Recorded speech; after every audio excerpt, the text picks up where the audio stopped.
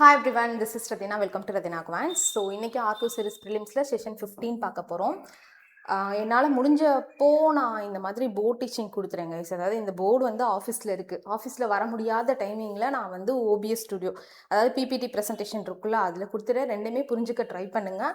எனக்கு one day விடாமல் உங்களுக்கு ப்ரொவைட் பண்ணணும், அதுதான் சரியா. ஸோ இன்றைக்கி நம்ம பார்க்க போகிறது IBPS Clerk 2024, okay, August 31st 2024 shift 1ல் கேட்ட memory based question 11 arithmetic question இருக்குது. அதுதான் நம்ம பார்க்க போகிறோம். நான் ஷார்ட்ஸ்லேயே சொன்ன மாதிரி அரித்மெட்டிக் கொஞ்சம் இம்பார்ட்டன்ஸ் கொடுங்க.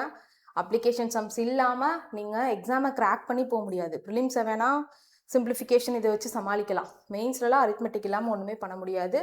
ஸோ அதுக்கு நீங்கள் இந்த complete quants A to Z series, oh my god please wait பண்ணுங்கள்.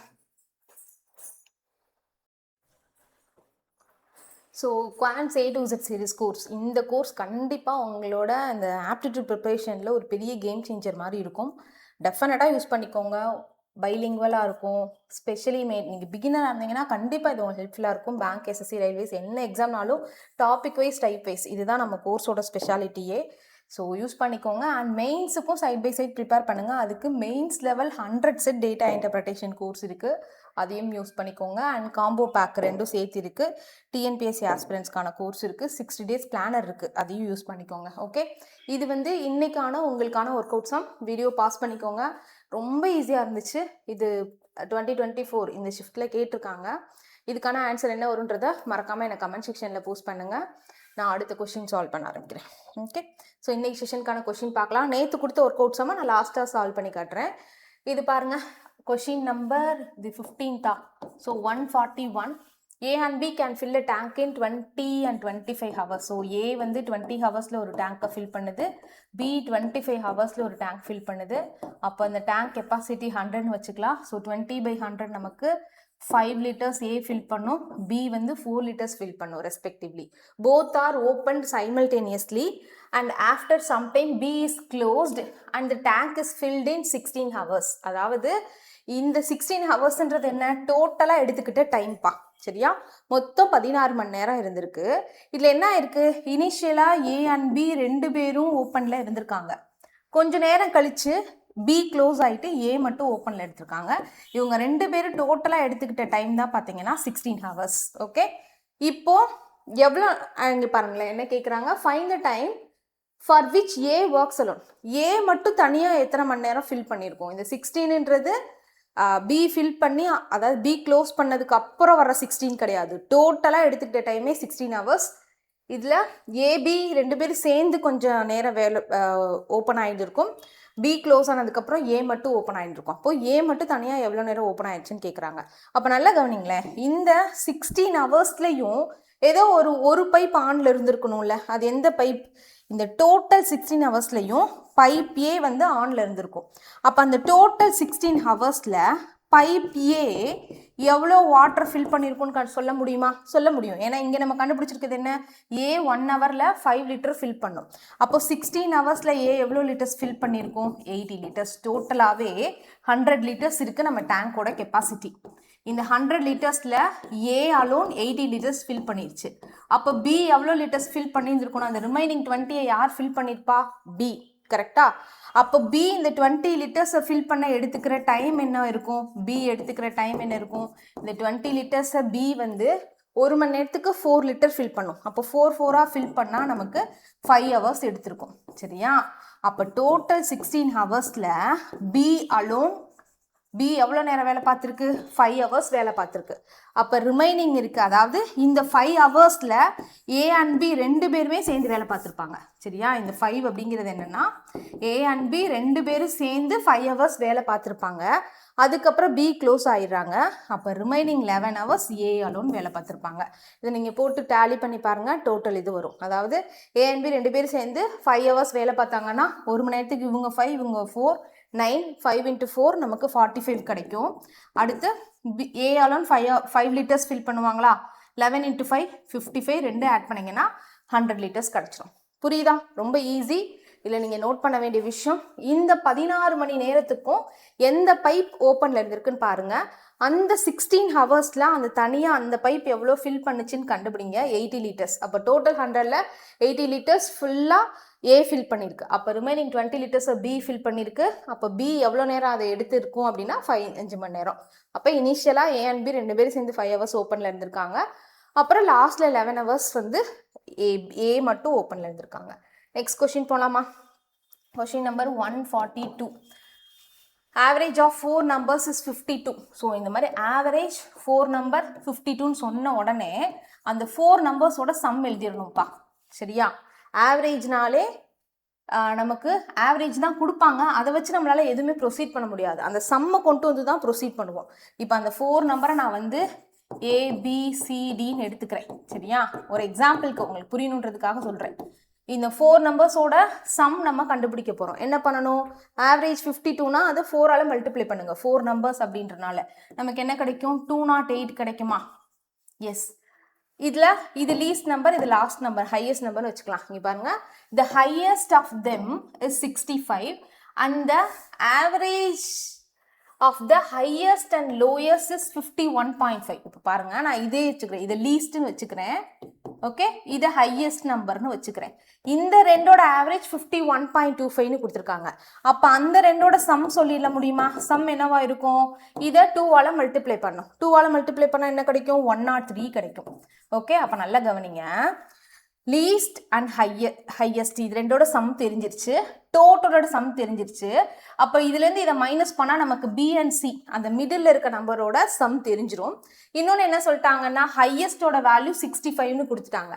தேவைப்பட்டால் நம்ம யூஸ் பண்ணிக்கலாம் இந்த டியோட வேல்யூ. ஓகே, அடுத்து if the difference of other 2 numbers is 9, remaining இருக்க நம்பர் இருக்குல்ல பி அண்ட் சி, இதோட டிஃப்ரென்ஸ் 9ஆ? Okay, then find the larger of these 2 numbers. B and Cல எது larger அப்படின்னு கேட்குறாங்க. அப்போ நல்லா கவனிங்க. இப்போ நான் என்ன பண்ண போகிறேன்? A and D ரெண்டு டோட்டல் 208. இதில் ABCD 4ஓட டோட்டல் 208, A and Dயோட டோட்டல் 103. அப்போ இதுலேருந்து மைனஸ் பண்ணால் நமக்கு என்ன கிடைக்கும்? 105. இது எது? B and Cயோட சம். B and Cயோட சம். அடுத்து B and Cயோட டிஃப்ரென்ஸ் பார்த்தீங்கன்னா எவ்வளோ கொடுத்துருக்காங்க? 9ன்னு கொடுத்துருக்காங்க. இப்போ இந்த ரெண்டில் ஹையஸ்ட் கேட்குறாங்க. ஹையஸ்ட் எது? பி. அப்போது இந்த மாதிரி நான் ஆல்ரெடி இந்த ட்ரிக்கு நிறையா இடத்துல யூஸ் ஆகும் நான் சொல்லியிருக்கேன். 2 நம்பரோட சம் தெரியுது, 2 நம்பரோட டிஃப்ரென்ஸ் தெரியுதுன்னா அதில் பெரிய நம்பர் வேணும்னா 2ஐயும் ஆட் பண்ணி 2ஆல் டிவைட் பண்ணணும். சின்ன நம்பர் வேணும்னா 2க்கும் டிஃப்ரென்ஸ் எடுத்து நீங்கள் 2ஆல் டிவைட் பண்ணணும். அப்போ பாருங்கள், 2 ஆட் பண்ணால் நமக்கு என்ன கிடைக்கும்? 114/2. ஸோ அப்போ என்ன கிடைக்கும்? 57 வருமா? Option D is the right answer. இது ரொம்ப ரொம்ப முக்கியமான ட்ரிக். இதில் நீங்கள் திரும்ப ஃபார்முலா போட்டு இது 2 மைனஸ் பண்ணி ஆட் பண்ணி அப்போல்லாம் ப்ரொசீட் பண்ணாதீங்க. இதில் பெரிய நம்பர் வேணால் 2 ஆட் பண்ணி 2ஆல் டிவைட் பண்ணும், சின்ன நம்பர் வேணால் 2க்கும் டிஃப்ரென்ஸ் எடுத்து 2ஆல் டிவைட் பண்ணும். இது நம்ம எங்கே பண்ணுவோம் ஞாபகம் இருக்கா? போட்ஸ் அண்ட் ஸ்ட்ரீமில் downstream speed, upstream speed கொடுத்துட்டு போட் ஸ்பீட், ஸ்ட்ரீம் ஸ்பீட் கேட்பாங்களா, அந்த கான்செப்டில் பண்ணுவோம். இப்போ அடுத்த கேள்வி போயிடலாமா? 143rd question. If a sum of money yields rupees 900 as simple interest at 10% per annum after 3 years. Okay, இது வந்து சிம்பிள் இன்ட்ரெஸ்ட்ல தான் 3 இயர்ஸ்ல per annum 10% அப்படின்னா 3 இயர்ஸ்க்கு எவ்வளோ பர்சன்டேஜ் வந்திருக்கும்? 30%. இந்த 30% வேல்யூ தான் 900. அப்போ நமக்கு பிரின்சிபல் வேணும் அப்படின்னா 100% கண்டுபிடிக்கணும். இங்கே என்ன ஆயிருக்கு? இன்டூ 30 ஆயிருக்கு. அப்போ இதுவும் இன்டூ 30 ஆச்சுன்னா 3000. ஓகே, அப்போ பிரின்சிபல் வந்து 3000 நமக்கு தெரிஞ்சிருச்சு ஃபர்ஸ்ட் ஸ்டேட்மெண்ட்லயே.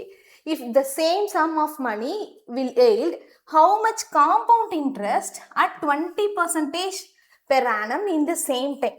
கைஸ், இதுக்கு நம்ம டிஃப்ரெண்ட்டாகவும் சொல்லலாம். லைக் பர்சன்டேஜை மட்டும் இப்போ 30% வேல்யூ நமக்கு 900.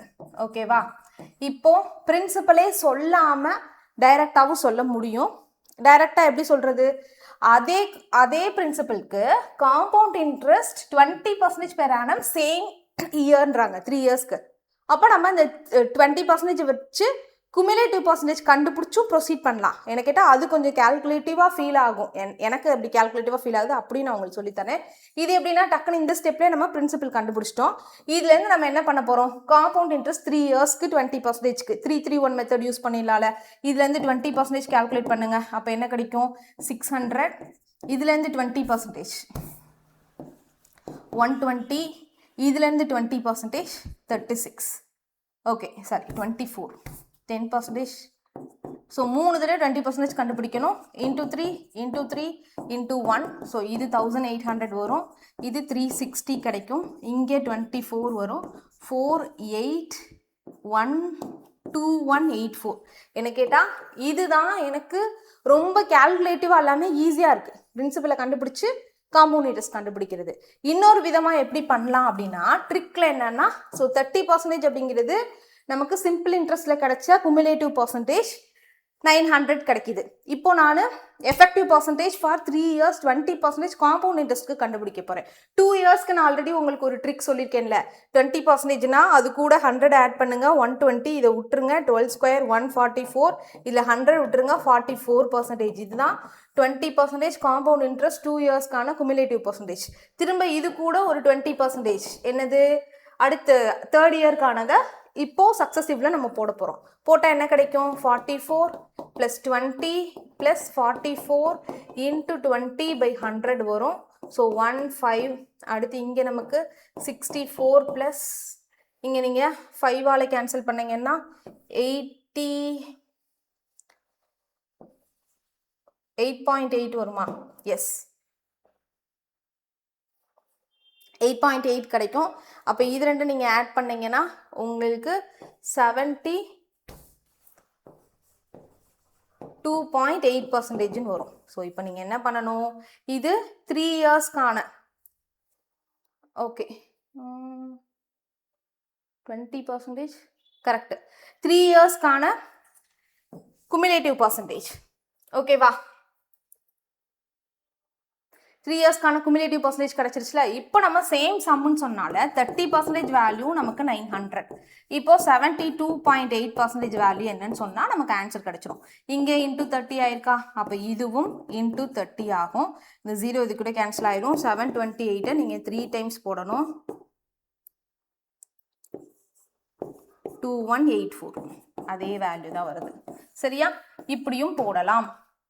நீங்கள் நிறைய கற்றுக்க நிறைய மெத்தடில் போடலாம். என்ன கேட்டால் இவ்வளோ தூரம் நீங்கள் இந்த கேல்குலேஷனை போடுறத விட இது எனக்கு சிம்பிளாக ஃபீல் ஆகுது. நான் ஃபஸ்ட்டு போட்டு காட்டினது. தேவைப்பட்டால் இதையும் லேர்ன் பண்ணிக்கோங்க. இந்த மெத்தட் ஏதாவது ஒரு இடத்துல ஈஸியாக ஹெல்ப்ஃபுல்லாக இருக்கும். இதே வந்து அகெயின் இதே 10%க்கு 3 yearsக்குன்னு கேட்டாங்கன்னா இந்த மெத்தட் தான் easy.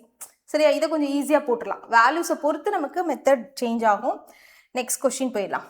144th question.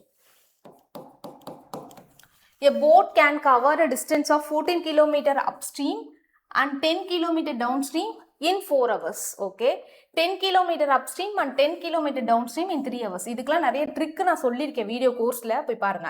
What is the speed of the boat in still water? நல்லா கவனிங்க. 14 km upstream. இது என்னது? 14 km upstream. இதுக்கான time upstream time plus downstream time ரெண்டும் சேர்த்தா 4 hours வருதான். டைம்னால என்ன? Time is equal to what? Distance by speed. அப்போ நான் இந்த ஸ்டேட்மெண்ட் இருக்குல்ல, இது எப்படி ஃபார்ம் பண்ண போறேன்னா 14 km அப்ஸ்ட்ரீமில் போயிருக்கு. அப்போ அப்ஸ்ட்ரீம்கான டைம் நம்ம எப்படி எழுதுறோம்? 14 km டிஸ்டன்ஸ், இங்கே யூன் போட்டிருக்குது, நான் அப்ஸ்ட்ரீம் ஸ்பீடை போட்டிருக்கேன். சரியா? Plus 10 km downstream. அப்போ 10 km டிஸ்டன்ஸ் டவுன்ஸ்ட்ரீமில் போகிறதுக்கு 4 hours ஆயிருக்கு. ஓகேவா? இதே கான்செப்ட்ல அடுத்து என்ன சொல்றாங்க? 10 km upstream plus 10 km downstream போனா 3 hours ஆகுதான். ஓகே, இப்போ ஸ்பீட் ஆஃப் போட் என்னன்னு கேட்குறாங்க. இந்த கொஸ்டினுக்கு நீங்க பேசிக்காலாம் போனீங்கன்னு வச்சுக்கோங்களேன், ரொம்ப கேல்குலேட்டிவா போகும், நிறைய ஈக்குவேஷன் வச்சு பண்ற மாதிரி இருக்கும். இதை எப்படி கொஞ்சம் டிஃப்ரெண்டா யோசிக்கலாம்னா, இப்போ இங்க நல்லா கவனிங்க. இங்க என்ன ஆயிருக்கு? 4 hours ஆயிருக்கு. இங்க என்ன ஆயிருக்கு? 3 hours ஆயிருக்கு. ஓகேவா? ஆனால் இங்கே டவுன்ஸ்ட்ரீம் டிஸ்டன்ஸ் அதே 10 km தான், இங்கேயும் டவுன்ஸ்ட்ரீம் டிஸ்டன்ஸ் அதே 10 km தான். ஸோ இது ஒரே கேஸ் தான். அதனால வந்து டவுன்ஸ்ட்ரீம் ஸ்பீட் இந்த ரெண்டு கேஸ்லையும் ஒரே மாதிரி தான் இருக்கும், அப்ஸ்ட்ரீம் ஸ்பீடும் சேமாக தான் இருக்கும். அப்போது இங்கே ஏன் 1 மணி நேரம் அதிகமாக இருக்கு? இங்கே டவுன்ஸ்ட்ரீம் டிஸ்டன்ஸ் 10 km தான், இங்கேயும் டவுன்ஸ்ட்ரீம் டிஸ்டன்ஸ் 10 km தான். இங்கே அப்ஸ்ட்ரீம் டிஸ்டன்ஸ் 10 km, ஆனால் இங்கே அப்ஸ்ட்ரீம் டிஸ்டன்ஸ் 4 km. அப்போ இந்த அப்ஸ்ட்ரீமில் 4 km எக்ஸ்ட்ரா போகிறனால தான் 1 hour டைம் அதிகமாக ஆயிருக்கு. புரியுதா? அப்போ இந்த 1 hour எதுக்கு எடுத்திருக்கு? 1 hourல 4 km அப்ஸ்ட்ரீம் போயிருக்காங்க. 1 ஹவரில் 4 கிலோமீட்டர் அப்ஸ்ட்ரீம் போயிருக்காங்க. இங்கே எழுதுகிறேன் சரியா. 1 ஹவரில் அப்ஸ்ட்ரீமில் 4 கிலோமீட்டர் போயிருக்காங்க. அப்படின்னா என்ன அர்த்தம்? அப்ஸ்ட்ரீம் ஸ்பீடு தான் நமக்கு, அப்ஸ்ட்ரீம் ஸ்பீடு யூவோட வேல்யூ தான் 4. ஓகே, ஸ்பீட்னாலே என்ன, 1 ஹவரில் எவ்வளோ டிஸ்டன்ஸ் போகிறாங்கன்னு. 1 ஹவரில் அப்ஸ்ட்ரீமில் எவ்வளோ டிஸ்டன்ஸ் போயிருக்காங்க, 4 கிலோமீட்டர். அப்போ அப்ஸ்ட்ரீம் ஸ்பீட் எனக்கு 4ன்னு தெரிஞ்சிருச்சு, இந்த யூவோட வேல்யூ 4ன்னு தெரிஞ்சிருச்சு. இனிமேல் நம்ம இதை வச்சு ப்ரொசீட் பண்ண வேண்டியதான். இங்கே 4ன்னு வந்தால் நமக்கு என்ன கிடைக்கும், இதை வச்சு டி சொல்லிடலாம், டி அண்ட் யூ வச்சு போட் ஸ்பீட் சொல்லிடலாம். இப்போ 14 பை அப்ஸ்ட்ரீம் ஸ்பீட் என்ன கிடைச்சிச்சு 4, 14 by 4 plus 10 by d is equal to 4. அப்போ 14 by 4 போட்டிங்கன்னா என்ன கிடைக்கும், 7 by 2 3.5. அப்போ இந்த போர்ஷன் என்னவா மாறிடுச்சு 3.5. அப்போ கண்டிப்பாக இந்த மொத்தம் 4, இந்த டைம் 3.5 மணி நேரம்னா அப்போ இது 0.5 தானே இருக்கும். அப்போது 10 by d is equal to 0.5. 0.5னா என்ன 1/2. ஓகே, அதாவது 10 by dன்றது தான் 0.5 இருந்திருக்கும், தட் இஸ் 1/2. அப்போ டி வேல்யூ வேணும்னா என்ன ஆகும், இது 1/2. அப்போ டி வேல்யூ என்ன கிராஸ் மல்டிப்ளை பண்ணுங்க, 20 km/h கிடைக்கும். ஓகே, நீங்கள் வேணா இதை போய் அப்ளை பண்ணி இங்கே செக் பண்ணுங்க, கண்டிப்பாக கரெக்டாக இருக்கும். இதில் செக் பண்ணுவோமா, யூ வேல்யூ எவ்வளோன்னு சொல்லிட்டாங்க 4ன்னு தெரிஞ்சிருச்சு, அண்ட் இது 20. 10 by 4 என்ன வரும் 5/2, that is 2.5 hours. இது 2.5 hours, இது 1/2 0.5 hours, 0.5 hours, ரெண்டும் சேர்த்தா 3 hours வருதா. அப்போ நம்ம கண்டுபிடிச்ச upstream speed downstream speed correct. இப்போ நமக்கு upstream speed downstream speed இருந்தால் போட் ஸ்பீடு ஈஸியாக சொல்லல. போட் ஸ்பீடுன்றது என்ன, 2 ஸ்பீடையும் ஆட் பண்ணி 2ஆல் டிவைட் பண்ணணும். இந்த கான்செப்ட் தெரிஞ்சிருக்கணும். இந்த கான்செப்ட் தெரிஞ்சால் மட்டும்தான். கைஸ் ஒரே ஒரு செகண்ட், ஒரு கால் வந்துச்சு கைஸ். இந்த பேசிக் ரொம்ப முக்கியம்ப்பா, இதுக்கு தான் நீங்கள் A to Z சீரிஸ் பார்க்கணுன்றது. அதாவது உங்கள்கிட்ட இப்போ அப்ஸ்ட்ரீம் ஸ்பீடும் டவுன் ஸ்ட்ரீம் ஸ்பீடும் இருந்துச்சுன்னா போட் ஸ்பீடு எப்படி சொல்லணும், ரெண்டும் ஆட் பண்ணி 2ஆல் டிவைட் பண்ணணும். அப்ஸ்ட்ரீம் ஸ்பீட் என்ன 4ன்னு கிடச்சிச்சா, ஏன் இது எழுத மாட்டேங்குது. Upstream speed 4, downstream speed 20/2, 24/2 will be 12. கச்சன்னு எழுதுறேன், பட் கொஞ்சம் புரிஞ்சுக்கோங்க. கிளியரா? இதுவும் கிவன். இதுலேருந்து நீங்கள் தான் லாஜிக்கலாக யோசிச்சு இதை ப்ரொசீட் பண்ணுறோம். இது ட்ரிக்கு தான், பேசிக் கிடையாது. ஆனால் பேசிக்கில் நீங்கள் ஸ்ட்ராங் ஆனதான் இப்படியெல்லாம் யோசிக்க முடியும். A to Z சீரிஸ் நீங்கள் பார்க்குறப்போ இதான் நடக்கும். Quants A to Z series நீங்கள் பார்க்குறப்போ இப்படி கொஞ்சம் உங்களுக்கே தெரியாமல் அந்த பேஸ் கான்செப்ட் வந்து அதில் ஸ்ட்ராங் ஆயிடுவீங்க. அடுத்து வித்தியாசமாக இப்படி யோசிச்சிடுவீங்க. உங்களால் யோசிக்க முடியலனாலும் நான் ஆல்ரெடி சொன்னது தான். இப்போ நான் சொல்லி கொடுக்குறேன்னா இப்போ இப்படியெல்லாம் நம்ம யோசிக்கலான்னு உங்களுக்கு தோணுதா, இதை நீங்கள் ப்ராக்டிஸ் பண்ண இப்போ நான் சொல்கிறது உங்களால் புரிஞ்சுக்க முடியலைன்னா நீங்கள் இன்னும் பேசிக்கில் ஸ்ட்ராங்காக இல்லை. பேசிக்கில் ஸ்ட்ராங்காக இருந்தீங்கன்னா இப்போ நான் ஒரு விஷயம் கன்வே பண்ணேன்ல, இங்கேருந்து ஏன் 1 hour இன்க்ரீஸ் ஆகுது, ஏன்னா இங்கே 2 லைன் டவுன் ஸ்ட்ரீம் ஸ்பீட் சேமாக இருக்குது. அப்போ அப்ஸ்ட்ரீமில் எக்ஸ்ட்ரா 4 கிலோமீட்டர் போகிறதுக்கு தான் 1 hour ஆகுது.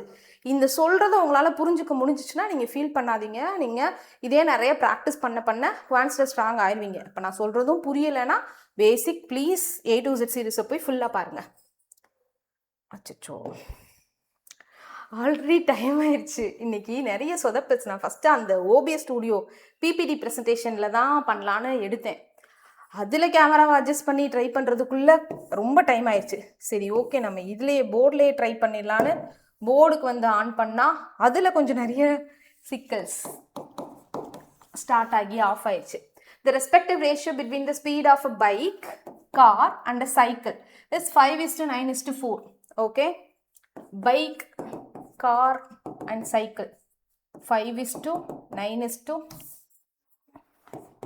Bike, car, cycle 5, 9 and 4. Okay, the average speed of the bike, car, cycle is 36 km. guys, இந்த இடத்துல இது மெமரி பேஸ் கொஸ்டினால இதெல்லாம் தப்பு சரியா. ஆவரேஜ் ஸ்பீடுனா அதோட மீனிங் வேற. இங்கே இவங்க மீன் பண்ணுறது என்னன்னா ஆவரேஜ் ஆஃப் ஸ்பீட். இந்த ஆஃப்ன்றது ரொம்ப முக்கியம்.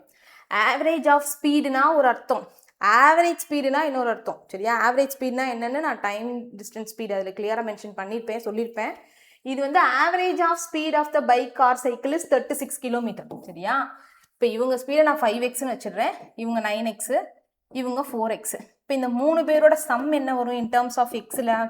ஆவரேஜ் வேணும்னா நீங்கள் என்ன பண்ணுவீங்க, ஆவரேஜ் வேணும்னா இந்த 3 ஸ்பீடையும் ஆட் பண்ணி 3 ஆல் டிவைட் பண்ணணும். அப்போ என்ன கிடைக்கும்? 5 + 9 14 18x வருமா? 18x/3 தான் நமக்கு 36ன்னு சொல்கிறாங்க.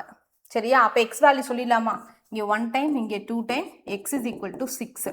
x 6ன்னு தெரிஞ்சிச்சு. இப்போ என்ன கேட்குறாங்க? Find the average. திரும்பவும் இந்த இடத்துல ஆஃப் போடல பாருங்க. Find the average of. சரியா? Find the average of speed of bike and the car together. Bike எவ்வளோ? 5x. கார் எவ்வளோ? 9x. அப்போ இவங்களோட ஆவரேஜ் நமக்கு என்ன கிடைக்கும்? 5x + 9x/2. 14x/2 7x கிடைக்கும். ஸோ 7x, xோட வேல்யூ நமக்கு 6. ஸோ 7 × 2 = 42ன்னு கிடைக்கும். Option B is the right answer. நல்லா கவனிச்சுக்கோங்க. ஆவரேஜ் ஆஃப் ஸ்பீட்னா நார்மலாக நீங்கள் ஆவரேஜ் பண்ணுற மாதிரி பண்ணிக்கலாம். ஆவரேஜ் ஸ்பீட்னா வேறு கான்செப்ட். ஆவரேஜ் ஸ்பீட் எப்போ வரும்னா 2 பேரும் ஒரு குறிப்பிட்ட டிஸ்டன்ஸை ட்ராவல் பண்ணுவாங்க, அந்த டைமில் தான் வரும். இது ஜஸ்ட் ஸ்பீடை வச்சு மட்டும் கொடுத்துருக்க ரேஷியோ பேஸ்டு கொஷின் தான். சரியா? 146th கொஷின் பார்க்கலாமா? கொஷின் நம்பர் 146 பாருங்க. If the numerator of a fraction is decrease by 45%. So இந்த மாதிரி கொஷின் அடிக்கடி வரும். நான் அந்த ஃப்ராக்ஷனை நான் என்ன பண்ணுறேன்னா ஆப்ஷன்லேருந்தும் போகலாம், பட் அதை விட இதுவே எஃபிஷியன்டான வே. நான் ஃப்ராக்ஷனை a/bன்னு வச்சுக்கிறேன். சரியா? ஃப்ராக்ஷனோட வேல்யூ என்ன? a/b தான். நான் எனக்கு இப்போ இதுலேருந்து என்ன பண்ணுறாங்கன்னா நான் என்ன பண்ணுறேன், மேலேயும் கீழே 100ஆல் பெருக்கி 100ஆல் டிவைட் பண்ணிக்கிறேன். இப்போ இது என்ன? 100a, இது 100bன்னு வச்சுக்கலாம். இப்போ இந்த நியூமரேட்டரை என்ன பண்ணுறாங்க? 45% டிக்ரீஸ் பண்ணுறாங்க. ஓகே, 100ல் 45 டிக்ரீஸ் பண்ணிட்டா 55aன்னு மாறும். Okay, and the denominator is increased by 20%. 100ல் 20% இன்க்ரீஸ் பண்ணாங்கன்னா 120ன்னு மாறும். ஸோ டினாமினேட்டர் இப்போ 120bன்னு மாறிடுச்சு. ஓகே, இப்படி பண்ணும்போது நமக்கு என்ன ஃப்ராக்ஷன் கிடைக்குது?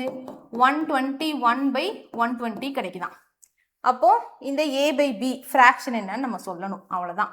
ஸோ அப்போ என்ன பண்ணுங்க, இந்த 120 கேன்சல் ஆயிடுச்சு. இங்கே நான் 11ஆல் கேன்சல் பண்ணேன்னா 5, இங்கே 11 கிடைக்கும். a/b மட்டும் வச்சுக்கோங்க. அந்த பக்கம் என்ன இருக்குது? 11 இருக்குது. இந்த 5 இங்கே வந்துச்சுன்னா 11/5ன்னு வருது. Option A is the right answer. சரியா? a/b தான் நம்ம ஆக்சுவலாக வச்சுருக்க ஃப்ராக்ஷன். சும்மா 100 வந்து நான் மேலே கீழே மல்டிப்ளை பண்ணி வச்சுக்கிறேன். அதனால நாங்கள் a/b என்ன வருதோ அதை சொன்னால் போதும். 11/5 is the right answer. Next, இது 147th கொஷினா? கொஷின் நம்பர் 147 பா. Radha's present age is 6/5 times her age at the time of her marriage. அப்போ ராதாவோட percentage, ராதாவோட ஏஜ் அட் ஹர் மேரேஜ் என்னன்னா 6/5 டைம்ஸ் ஆஃப் அப்படின்னா ஹெர் மேரேஜ்க்கு அப்புறம் வர்றது இந்த டினாமினேட்டரில் போடுங்க. மேரேஜ் அப்போ அவங்க 5ன்னு இருந்தாங்கன்னா இப்போ 6ன்னு இருப்பாங்க. சரியா? ஆஃப்க்கு அப்புறம் வர்றவங்க தான் இங்கே போகணும். அப்போ கம்மியாக இருந்திருப்பாங்க, இப்போ கூடியிருப்பாங்க. சரியா? இங்கே பாருங்க, C got married 8 years ago. அப்போது இப்போ அவங்களோட ஏஜ் 6xன்னு வச்சா அப்போ என்ன வந்திருக்கும்? 5xன்னு இருந்திருக்கும். இந்த இயர் டிஃப்ரென்ஸ் தான் 8 yearsன்னு சொல்கிறாங்க. அப்போ இயர் டிஃப்ரென்ஸ் எவ்வளோ? எக்ஸ், அதுதான் 8. அப்போ ராதாவோட பெர்சன்டேஜ் வேணும்னா நீங்கள் என்ன பண்ணணும்? 6 × 8 48ன்னு சொல்லலாம். இதுதான் ராதாவோட பெர்சன்டேஜ். இஃப் Radha sister was 10 years younger, 10 younger or 10 years younger, okay, than her at the time of her marriage. அதாவது அவங்க மேரேஜ் டைமில் அவங்க சிஸ்டர் 10 வயசு சின்னவங்களாம். அப்போ இப்போவும் அதே 10 வயசு சின்னவங்களாக தான் இருப்பாங்க. பட் உங்களை கன்ஃபியூஸ் பண்ணுறதுக்காக தான் மேரேஜ் டைமில் 10 வயசு சின்னவங்க அப்படின்ற மாதிரி சொல்லியிருக்காங்க. அப்போ 10 வயசு சின்னவங்கன்னா 8 வருஷம் கழிச்சு இவங்களுக்கு 8 வயசு கூடியிருக்கும், அவங்களுக்கு 8 வயசு கூடியிருக்கும். ஸ்டில் ராதாவோட தங்கச்சி ராதாவோட 10 வயசு கம்மியானவங்க தான். சரியா? Find the percentage of Radha sister. அப்போ இவங்களோட பெர்சன்டேஜ் என்ன? அதாவது ராதாவோட சிஸ்டரோட பெர்சன்டேஜ் வேணும்னா 10 மைனஸ் பண்ணிக்கோங்க, 38. Option D is the right answer. Okay, note பண்ணிக்கோங்க. Next 148. There are 3 colleges in a city. The number of students in first 2 colleges are 36% and 44% of the third college. அப்போ first college A ன்னு வச்சுக்கிறேன், second college B, third college C. third collegeோட தான் compare பண்ணுறாங்க. அப்போ இதை நான் 100ன்னு வச்சுக்கிறேன். இவங்கள மாதிரி இவங்க 36%, இவங்க 44%. Okay, the student reading at first college is what percent of the total student studying தான் அப்படி கொடுத்துருக்காங்க போல. சரி, okay. Students in all 3 colleges. இப்போ இங்க பாருங்க, இங்க எவ்வளோ? வேற ஒன்றும் இல்லை, இந்த ஸ்டூடெண்ட்ஸ் ரீடிங் தான் தப்பா கொடுத்துருக்காங்க. இந்த students studying, okay, at first college is what percent of the students, total students in all 3 காலேஜஸ்ன்னு கேட்குறாங்க. வேற ஒன்றும் இல்லை, இது வந்து இந்த டோட்டலில் எவ்வளோ பர்சன்டேஜ்னு கேட்குறாங்க. டோட்டல் எவ்வளோப்பா? டோட்டல் பாருங்க, 70, 80, 180. 180ல் 36ன்றது எவ்வளோ பர்சன்டேஜ்? 10%, 18. 180ல் 10%, 18, 20%, 36. ஸோ அப்போ இதுக்கான ஆன்சர் என்னன்னா 20%. இல்லைனா இது 1 டைம், இங்கே 5 டைம் கேன்சல் ஆகும். 1/5னாலே நமக்கு தெரியல 20%. Option C is the right answer. Okay, note பண்ணிக்கோங்க. நெக்ஸ்ட் 149th கொஸ்டின் போலாமா? Question number 149. இது கொஞ்சம் ட்ரிக்கியா இருந்துச்சு. The heights of a cone, cylinder and a hemisphere are equal. Height equal. The radii of these figures are in the ratio of 4:5:1. இங்க பாருங்க, கோனோட radius 4. Okay, cylinder radius 5 part and ஹெமிஸ்பியரோட radius பார்த்தீங்கன்னா 1. இப்படி கொடுத்துட்டாங்க ரேஷியோ. இவங்களோட height எல்லாம் சேம்ன்றாங்க. அப்போ எல்லாரோட ஹைட்டை நான் 1ன்னு வச்சுக்கிறேன். Okay, find the ratio of the volumes of these figures. இந்த 3 பேரோட வால்யூம் ரேஷியோ என்னன்னு கேட்குறாங்க. அப்போ நம்ம ஃபர்ஸ்ட் 3 பேரோட வால்யூம்கான ஃபார்முலா எழுத தெரியணும். கோனோட வால்யூம் ஃபார்முலா என்ன? 1/3 πr²h. இவங்கது πr²h. ஸ்பியருக்கு 4/3 πr³. ஹெமிஸ்பியருக்கு 2/3 πr³. ஓகேவா? இப்போ இதுக்கெல்லாம் நம்ம பண்ணணும். இதுக்கு முன்னாடி ஏதாவது கேன்சல் பண்ண முடியும்னா காமனாக இருக்கிறத கேன்சல் பண்ணிக்கலாமா? நீ பாருங்க, இதில் பை இருக்கு. பை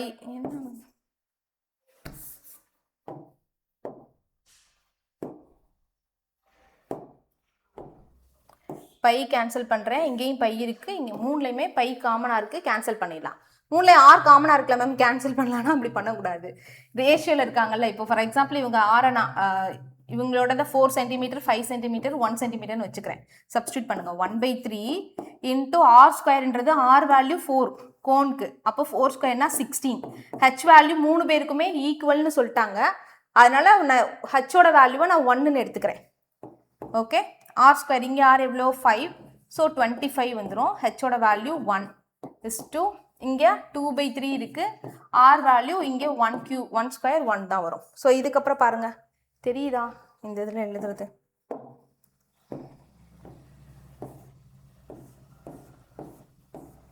ஓகே, ஸோ இதுக்கப்புறம் பாருங்க,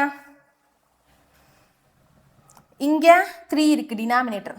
இங்கே ஒரு ஹோல் நம்பர் தான் இருக்குது, இங்கே 3 இருக்குது. எப்போவுமே ஃப்ராக்ஷன்னா ரேஷியோனா நமக்கு டினாமினேட்டர்லாம் இருக்கக்கூடாது. அப்போ 3 டினாமினேட்டருமே 3ஆல் மல்டிப்ளை பண்ண போகிறேன். இந்த போர்ஷனை 3ஆல் மல்டிப்ளை பண்ணால் 3 கேன்சல் ஆகி 16 கிடைக்கும். 25 3ஆல் மல்டிப்ளை பண்ணால் 75 கிடைக்கும். ஓகே, இதை 3ஆல் மல்டிப்ளை பண்ணால் 3 கேன்சல் ஆகி 2 கிடைக்கும். ஸோ 16:75:2.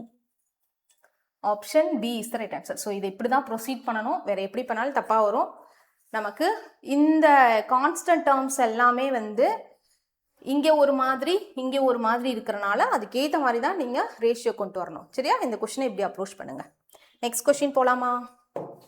150th question. ஓகே, இதுவுமே வந்து கொஞ்சம் கஷ்டமாக தான் இருந்துச்சு. அதாவது கேல்குலேட்டிவாக கொஞ்சம் டைம் டேக்கிங்காக இருந்துச்சு. ஸோ நீங்கள் ப்ரிலிம்ஸ் எக்ஸாம்லாம் அட்டன் பண்ணுறீங்கன்னா நீங்கள் அட்டன் பண்ணக்கூடிய இப்போ நிறைய கொஸ்டின் நம்ம சால்வ் பண்ணுவோம். கொஞ்சம் பண்ணோம்ல, அதில் நிறைய கொஸ்டின் கொஞ்சம் ஃபாஸ்ட் ஆன்சர் கொண்டு வர மாதிரி இருந்துச்சு. பட் இதெல்லாம் பாருங்கள் கொஞ்சம் டைம் டேக்கனாக இருந்துச்சு. PQR புட் தேர் மணி இன்டூ 9:7:8. PQR P பார்த்தீங்கன்னா தள்ளி போட்டுக்கலாம். PQR P வந்து 9 பார்ட், 7 பார்ட், 8 பார்ட். அடுத்து பாருங்க, after 7 months P invested the same amount as before. So 7 monthsக்கு ஃபர்ஸ்ட் 7 monthsக்கு இவங்க 9 போடுறாங்க. அடுத்து 7 monthsக்கு அப்புறம் என்ன பண்ணுறாங்கன்னா இன்வெஸ்ட் பண்ண மாதிரியே இன்னொரு அமௌண்ட்டை இன்வெஸ்ட் பண்ணுறாங்க. அப்போ 18. ஓகே, இனி எவ்வளோ மந்த்ஸ்க்கு இன்வெஸ்ட் பண்ணுவாங்க அது வந்து இங்கே பாருங்க. If the total profit at the end of year, ஒரு வருஷம் நடக்குது பிஸ்னஸ், அப்போ இன்னும் ஒரு 5 months இருக்கு. ஸோ அது 18 × 5 ஆகும். அடுத்து Q பாருங்க, Q and R withdraw 3/7 and 3/8 of the initial investment. இப்போ இவங்க 7 monthsக்கு தான் 7 rupees போடுறாங்க. அதுக்கப்புறம் என்ன பண்றாங்க 3/7 வித்ட்ரா பண்றாங்க. 7ல 3/7னா 3, 7ல 3 வித்ட்ரா பண்ணிடுறாங்க. அப்போ இனி என்ன கண்டினியூ பண்ண போறாங்க 4 rupees தான். அது 5 monthsக்கு. இவங்க 7 monthsக்கு தான் 8. அதுக்கப்புறம் என்ன பண்றாங்க 3/8 வித்ட்ரா பண்றாங்க. 8ல 3 எடுத்துருவாங்களாம். 8ல 3 போச்சுன்னா 5. அதை 5 monthsக்கு போடுறாங்க. ஓகே, இப்போ நம்ம இவங்களோட ப்ராஃபிட் ரேஷியோ கண்டுபிடிக்கணும். இப்போ என்ன கேட்குறாங்க, if the total profit at the end of the year 20,200, then ஆரோட ஷேர் என்னன்னு கேட்குறாங்க. ஆர் ஷேர் சொல்லணும். அப்போ நம்ம என்ன பண்ணலாம், இதில் 9 காமனாக வெளியே எடுத்துட்டோம்னா 9 இந்த போர்ஷன் பாருங்கள், மைண்ட்லேயே போடுங்க. 9 நீங்கள் காமனாக வெளியே எடுக்கும்போது ஃபஸ்ட்டில் 7 இருக்கும். இங்கே 9 வெளியே 2 × 10 12 10 வரும். சரியா, 2 × 5 இதில் 9 வெளியே வந்திருக்கும், 2 இருக்கும். 2 × 5 10. அப்போ 9 × 17. புரியுதா, இங்கே 9 வெளியே போயிடும், இங்கே 7 இருக்கு. இங்கே 9 வெளியே போயிடுச்சுன்னா 2 இருக்கும். 2 × 5 10. அப்போ 10 + 7 ஆகும். இல்லை நீங்கள் நார்மலாக எப்படி கேல்குலேஷன் போடுவீங்களா அப்படி போடுங்க. இப்போ இந்த இதில் எடுத்துக்கிட்டிங்கன்னா 7 7s are 49, அது கூட 20னா 69. இந்த போர்ஷன் 69 வரும். ஓகே, இந்த போர்ஷன் 56 + 25 81. ஓகே, இப்போ இன்னும் இதை சிம்பிளிஃபை பண்ணலாம். எல்லாமே 3ஆல் கேன்சல் ஆகும். 3ஆல் கேன்சல் பண்ணால் இந்த போர்ஷன் 27 மாறும், இது 23 மாறும். இங்கே 3ஆல் அடிச்சு கொடுத்தீங்கன்னா 3 × 17 51 ஆகும். ஸோ அப்போ ஃபைனல் ரேஷியோ பார்த்தீங்கன்னா 51:23:27 3 பேரோட ஃபைனல் ரேஷியோ. இப்போ நமக்கு ஆரோட ஷேர் தான் வேணும். ஆர் ஷேர் வேணும், என்ன பண்ணணும், டோட்டல் எவ்வளோ பாருங்க 50 101. 101ல் ஆரோட ஷேர் 27. சரியா, அப்போ 20,200ல் எவ்வளோன்னு பாருங்க.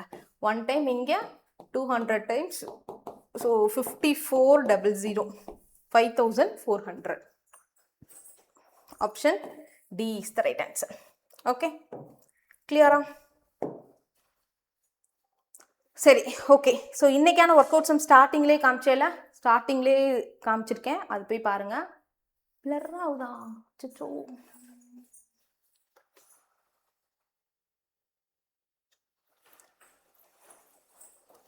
செகண்ட் கொஸ்டின் நீங்கள் வச்சுருக்கேனா?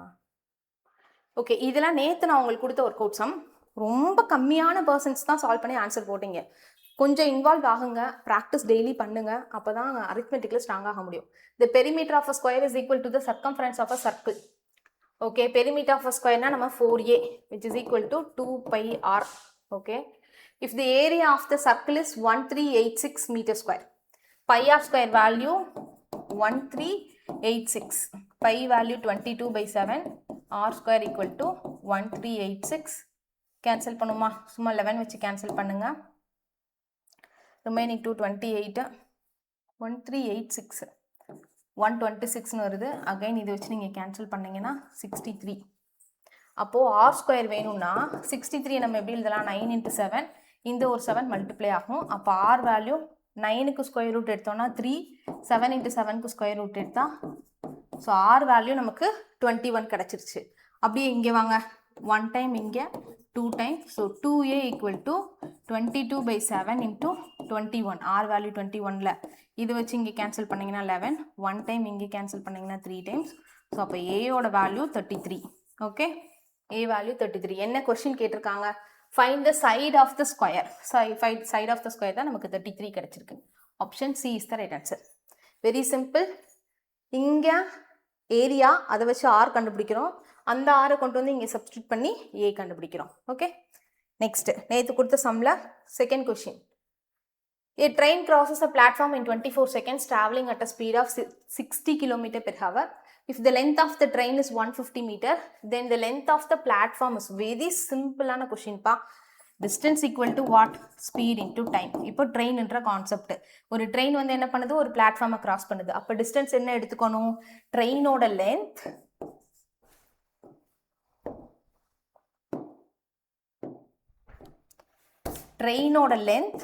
ப்ளஸ் பிளாட்ஃபார்மோட லென்த், அது எனக்கு தெரியாது, எக்ஸ்ன்னு வச்சுறேன். ஸ்பீட் என்ன, ஸ்பீட் வந்து கவனிங்க, இந்த இடத்துல தான் மிஸ்டேக் பண்ணுறதுக்கு வாய்ப்பு இருக்குது. இங்கே கொடுத்துருக்குது 60 km/h, இது செகண்ட்ஸ், இது மீட்டர். அப்போது டைம் செகண்ட்ஸ்லேருந்து டிஸ்டன்ஸ் மீட்டரில் இருந்தால் speed should be in metre per second. இங்கே கிலோமீட்டர் பெர் ஹவர் இருக்குல்ல, அதை நீங்கள் மீட்டர் பெர் செகண்ட்க்கு கன்வெர்ட் பண்ணணும். அப்போ என்ன பண்ணணும், 5/18 மல்டிப்ளை பண்ணணும். இப்போ ஸ்பீட் வந்து என்ன ஆயிடுச்சு, 60 × 5/18 போட்டிங்கன்னா உங்களுக்கு மீட்டர் பெர் செகண்ட்க்கு கன்வெர்ட் ஆயிடுச்சு. இதுக்கான டைம் எவ்வளோ, 24. அவ்வளோதான், ஒரே ஸ்டெப். இப்படி ஒரு ஈக்குவேஷனை மேக் பண்ணிட்டீங்கன்னா எக்ஸ் வேல்யூ கண்டுபிடிச்சா ஆன்சர் வந்துடும். ஸோ அப்போ என்ன பண்ணலாம், நான் என்ன பண்ணுறேன், 6ஆல் கேன்சல் பண்ணால் இது 3, இங்கே 10 ஆகும். 1 டைம் இங்கே 8 டைம்ஸ் 400, இங்கே என்ன இருக்குது 150 ப்ளஸ் எக்ஸ், இந்த 150 அங்கே மைனஸ் ஆகும். அப்போது 250 எக்ஸ் வேல்யூ என்ன, அதாவது பிளாட்ஃபார்மோட value length 250 meter is the right answer. Okay, next போகலாமா? Third question. The sum of the percentages of Abhishek and Bhuvanesh is 45 years. Abhishek, Bhuvanesh 45. If the ratio of their age 2 years ago was 20:21. Okay, 2 வருஷத்துக்கு முன்னாடி Abhishek and புவனேஷ்னு சொல்லிட்டேன்னா, பூஷனோட age ratio 20:21 percentage கேட்குறாங்க. இப்போ நமக்கு பெர்சன்டேஜோட some தெரியும். அப்போது 2 வருஷத்துக்கு முன்னாடி இந்த 2 years ago இந்த ரேஷியோ எந்த டைம் பீரியட்ல இருக்கோ அந்த டைம் பீரியட்க்கு சம்மை மாற்றிடுங்க. அப்போ என்னாகும், அபிஷேக் ஒரு 2 years குறையும், பூஷனுக்கு ஒரு 2 years குறையும், 41 ஆகும். அப்போது 2 years முன்னாடி அவங்க சம் ஆஃப் ஏஜஸ் என்ன இருக்கும், 41. அதுதான் இங்கே ஸ்பிளிட்டாக இருக்குது. இந்த 41 நீங்கள் 20:21 ரேஷியோவில் பிரிக்கணும். பிரித்தா என்ன வரும், அதே தான் வரும். ஏன்னா 20 + 21 41. அப்போது ஒரு பார்ட்டும் 1. அப்போது அபிஷேக்கோட பெர்சன்டேஜ் அபிஷேக்கோட ஏஜ் இந்த ரேஷியோவில் தான் நீங்கள் அப்ளை பண்ணுறீங்க. அப்போது 2 yearsக்கு முன்னாடி தான் இந்த வேல்யூ. சரியா? இப்போ என்ன கேட்குறாங்க, பெர்சன்டேஜ் ஆஃப் பூஷனோட பெர்சன்டேஜ் என்ன, இது 2 வருஷத்துக்கு முன்னாடி இருக்க ஏஜ். அப்போ பெர்சன்டேஜ் வேணுன்னா 2 ஆட் பண்ணிக்கோங்க, 23. Option D is the right answer. So இந்த 3 கொஸ்டினையும் ஒரு சிலர் ஆன்சர் பண்ணியிருந்தீங்க. Very good. ஆன்சர் பண்ணாதவங்க இனிமேல் பண்ண ட்ரை பண்ணுங்கள். ஃபஸ்ட்டு நான் சொன்ன மாதிரி A to Z சீரிஸ் அது கம்ப்ளீட்டாக உங்கள் ப்ரிப்பரேஷனில் ஒரு பெரிய மேஜிக்கே உங்களுக்கு கொடுக்கும். ஏன்னா ஆஸ்பிரண்ட் அந்த கோர்ஸை ஃபுல்லாக கம்ப்ளீட் பண்ணி ஸ்ட்ராங் ஆனதுக்கப்புறம் என்கிட்ட சொல்கிற ஃபீட்பேக் இதுதான். எனக்கும் குவான்ட்ஸ்லாம் வருது, நான் குவான்டிடேட்டிவ் ஆப்டிடியூட் வராதுன்னு நினச்சேன், பட் என்னால் நிறைய புரிஞ்சுக்க முடியுது, அடுத்து மெயின்ஸ் லெவல் கொடுங்க அப்படி தான் கேட்குறாங்க. அதனால் முதல்ல நீங்கள் இன்னும் நான் சொல்கிறதுலாம் புரிஞ்சுக்க முடியல, பேசிக்கே தெரியலனா ப்ளீஸ் A to Z சீரிஸை போய் ஃபுல்லாக பார்த்துருங்க. நான் வந்து இந்த ஆர்கியூ சீரீஸில் ப்ரிலிம்ஸ் கொண்டு வந்துட்டு இருக்கேன்ல, மெயின்ஸும் கொடுக்குறேன். ஒரு 10 செட் IBPS கிளர்க்குக்கு ஒரு 10 செட் கொஸ்டின் முடிச்சுட்டு நான் உங்களுக்கு டாபிக் வைஸ் கொடுக்குறேன். சரியா? ஸோ இன்றைக்கான ஒர்க் அவுட் சம் காமிச்சிட்டேன்ல, அதுக்கான ஆன்சரை வந்து எனக்கு கமெண்ட் செக்ஷனில் போஸ்ட் பண்ணுங்கள். கொஞ்சம் இன்ட்ராக்டிவாக இருங்க, அப்போ தான் வந்து எனக்கு ஓகே நிறைய ஆஸ்பிரன்ஸ் ஃபாலோ பண்ணிகிட்ருக்கீங்கன்னு. அதே போல் எனக்கு கமெண்ட்டில் ஒரு தடவை சொன்னீங்க, அகைன் நான் சில பேர் தான் ஞாபகம் வச்சுக்க முடியுது, ராஜஸ்ரீ அந்த ஒரு ஆஸ்பிரண்ட் மட்டும் மேக்ஸிமம் 99% வீடியோஸில் நான் கொடுத்த ஒர்க் அவுட் சம்மாக கரெக்டாக சால்வ் பண்ணி thank you for this useful session இதை போடாமல் அவங்க இருக்கவே மாட்டாங்க. நீங்களே எல்லா வீடியோலையும் பார்த்தீங்கன்னா ராஜஸ்ரீன்னு ஒருத்தவங்க கமெண்ட் இருக்கும். அதனால் நீங்களும் எனக்கு ஆன்சர் பண்ணுங்கள். கண்டினியூஸாக செஷன் யூஸ்ஃபுல்லாக இருந்துச்சா இல்லையான்றதை சொல்லுங்கள். நீங்கள் உங்கள் நேம், எந்த ஏரியாவில், எந்த டிஸ்ட்ரிக்ட்லேருந்து பார்த்துட்ருக்கீங்கன்னு எனக்கு கமெண்ட் பண்ணுங்கள். ஓகே, இன்றைக்கான ஒர்க் அவுட் சம் காட்டுறேன். ரொம்ப ஈஸி. இதை நாளைக்கு நான் உங்களுக்கு சால்வ் பண்ணி காட்டுறேன். நெக்ஸ்ட் செஷனில் மீட் பண்ணலாம். Thank you, by.